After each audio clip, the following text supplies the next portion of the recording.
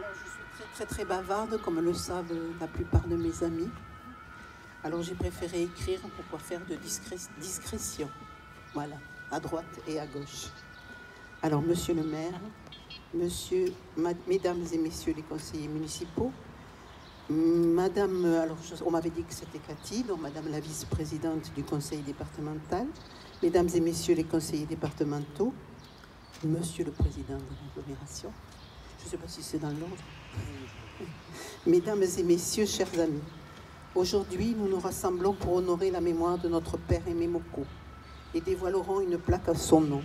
Cette plaque est le témoignage d'une vie entière consacrée au service du bien public, un engagement exemplaire qu'il a incarné en tant que directeur des services économiques de l'hôpital d'Auch. Il est important de se rappeler que son parcours professionnel a débuté en tant qu'instituteur. Après la guerre, il fut appelé à effectuer un remplacement à l'hôpital. Plus tard, il lui fut proposé de choisir entre l'éducation ou la santé. Avec détermination, il opta pour la santé, tout en conservant dans son cœur l'esprit de l'instituteur. Avant de poursuivre, je souhaite rendre hommage à ceux de notre famille qui ne sont plus parmi nous. Je pense d'abord à notre mère, qui a vécu dans l'ombre de notre père et qui, à une époque où les femmes étaient souvent exclues du monde du travail, a élevé ses 4 enfants avec amour et dévouement. Elle s'assurait que notre foyer soit impeccable, permettant ainsi à mon père de s'acquitter de ses fonctions et de ses nombreuses responsabilités. Je voudrais également évoquer la mémoire de mon frère Gérard, qui nous a quittés à l'âge de 20 ans, laissant une douleur immense dans le cœur de nos parents. Je n'oublie pas non plus mon oncle, André Perret, directeur de l'établissement de la Our, véritable mentor et ami de mon père. La complicité entre ces deux hommes, dévoués à l'éducation, a marqué des moments précieux de nos existences. Je tiens à mentionner également mon cher mari, qui nous a quittés il y a quelques mois. Sa mémoire reste vivante dans nos cœurs. Nous, les enfants Moko, nous avons tous grandi dans cet hôpital, berceau de notre famille, du jour de notre naissance jusqu'à l'entrée dans la vie active. En effet, nous sommes nés à la maternité, là-bas. Je vous fais visiter l'hôpital. La maternité, et nous avons été baptisés dans la chapelle, là-bas, qui aujourd'hui est un monument historique. J'espère de tout cœur qu'elle retrouvera un jour tout son éclat. Notre enfance s'est également épanouie dans les jardins de l'hôpital, merveilleusement entretenus par des jardiniers, sans oublier les sœurs de Saint-Vincent de Paul, qui nous tenaient souvent compagnie, jouant avec nous ou veillant sur nous comme des nounous attentionnés. Notre maison, située au fond du parc, il fallait passer le porche là-bas, allez, tout à fait au fond. Notre maison, située au fond du parc, a été réhabilitée en appartement, mais elle conserve encore l'empreinte de nos souvenirs. Et j'ai conservé un barreau de notre escalier que j'ai pu glaner dans les décombres avant que tout soit reconstruit. Auparavant, nous partagions un logement de fonction avec le docteur Micheski, le chirurgien de l'hôpital et sa nombreuse famille. En poursuivant notre visite mémorielle de l'hôpital d'Auch, il m'apparaît que tous nos souvenirs demeurent gravés ici, dans ce lieu qui a tant compté pour nous. C'était notre maison. Là-bas se trouvait la maternité, un endroit mystérieux où trop souvent nous n'étions pas autorisés à entrer. Nous n'avions pour seule autorisation que celle de nous pencher derrière une vitre, observant avec fascination les prématurés. Un peu plus loin, le jardin de la maternité s'ouvrait devant nous avec son majestueux micoucoulier et son bassin de Saint-Joseph. Combien de fois y avons-nous joué, prenant des bains de pied malgré les cris inquiets de notre mère, toujours soucieuse de notre sécurité. Nous parcourions le parc, toujours conscients que cet espace abritait des malades et notre maman veillait à ce que rien ne nous arrive. Au cours de notre visite, il me paraît essentiel de vous parler du bureau de mon père, une pièce située au centre des lieux, juste à côté du bureau des entrées et à côté du bureau de monsieur le directeur. Pour moi, le bureau de mon père représentait, il était là-bas, le bureau, au bout, représentait un espace empreint de gravité et de respect. Ce que j'aimais le plus, c'était d'ouvrir la première porte, celle des secrétaires, avant d'accéder à la porte de mon père. L'entrée ne se faisait pas sans protocole. Il y avait une petite machine avec 2 feux, un rouge et un vert. En appuyant sur un bouton, si le feu rouge s'allumait, cela signifiait que mon père était occupé. Si le feu vert brillait, nous pouvions entrer. J'ai toujours eu du mal à comprendre Comment il savait que c'était nous qui frappions à la porte? En face du bureau de papa se tenait l'un des postes les plus cruciaux de l'hôpital, la conciergerie. Madame Sénac, la concierge, se levait avec diligence pour ouvrir le portail dès qu'une voiture se présentait, qu'il s'agisse d'un médecin, d'une ambulance ou d'un administrateur. Plus tard, le portail fut électrifié et depuis son bureau, elle actionnait son ouverture. Pour moi, cela représentait un spectacle fascinant.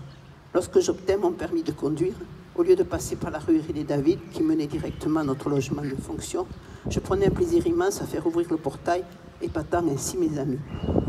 Dans cette loge de la concierge se trouvait également le standard téléphonique, un système remarquable. Madame Sénac jonglait avec ses fiches, branchant, débranchant, et c'était un véritable enchantement de l'observer. Mon père nous enseigna très tôt à utiliser le téléphone dans notre logement, une compétence qui étonnait vu notre âge. Il convient également d'évoquer le dispensaire, situé de l'autre côté, un lieu particulièrement fréquenté à mon époque, étant né en 1950. Une fois par an, nous allions pour nous rendre notre visite médicale avec le docteur Arquier, un moment redouté en raison des vaccinations. Je me souviens que ma mère, souhaitant éviter de faire la queue dans la salle d'attente, demandait au docteur Arquier d'ouvrir la fenêtre.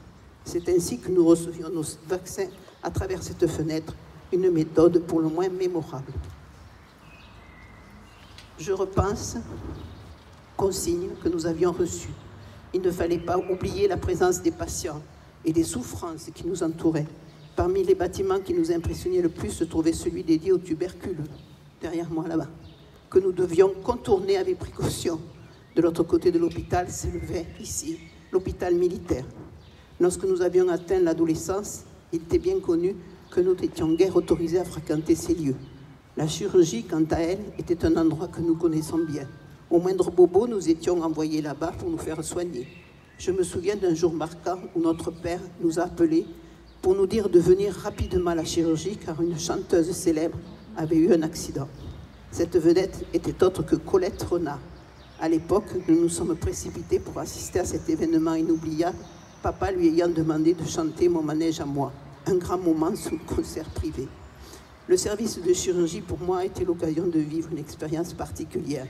J'y ai été admise pour une opération d'appendicite et je garde un souvenir vif de l'attention et des soins dont j'ai bénéficié.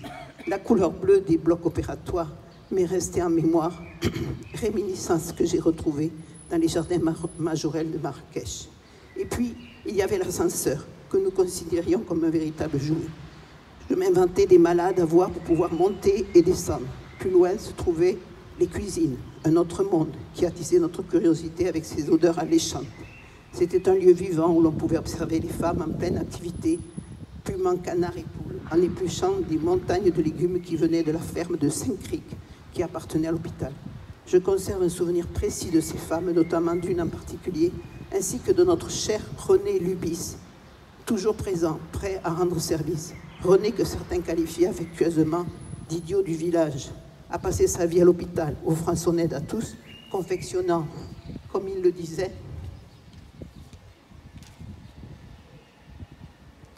et qu'il appelait des chapeaux de paille d'Italie à partir de morceaux de carton. Quelle poésie! Je me rappelle également du bâtiment des lingères, avec ses armoires soigneusement rangées, emplis de linge délicat dont le parfum était synonyme de douceur et de réconfort. La grande porte menait à un majestueux escalier qui me faisait penser à un château. C'était les services de médecine générale. J'ai vu de nombreux membres de ma famille passer par ce service, le dernier étant mon frère Gérard. Il y avait aussi des pavillons où résidaient les personnes retraitées, comme la famille Castagnier. Monsieur et Madame Castagnier nous avaient confié leurs meubles. Je me rappelle avoir dormi dans un lit magnifique à la maison et j'avais comme bureau un secrétaire ayant appartenu à Madame. Malheureusement, les inondations de 1970 ont emporté tout cela, le mobilier ainsi que la plupart de nos souvenirs. Le logement des sœurs de Saint-Vincent-de-Paul, bien que leur présence à l'hôpital ait été brève, m'ont marqué à jamais. Chaque sœur dégageait une gentillesse remarquable. Et je me souviens en particulier de sœur Marie-Joseph, qui m'avait offert un joli petit Christ soigneusement placé dans un lit de paille. Un des événements les plus importants de l'hôpital d'Auch était sans conteste Noël. Cet instant inattendu était ponctué par le goûter de Noël et la distribution des jouets pour les enfants du personnel, en présence d'un véritable Père Noël. À minuit, la messe se tenait dans la chapelle de l'hôpital. Les malades qui ne pouvaient se déplacer étaient rassemblés sur la galerie en hauteur, confortablement installés, accompagnés par leur famille.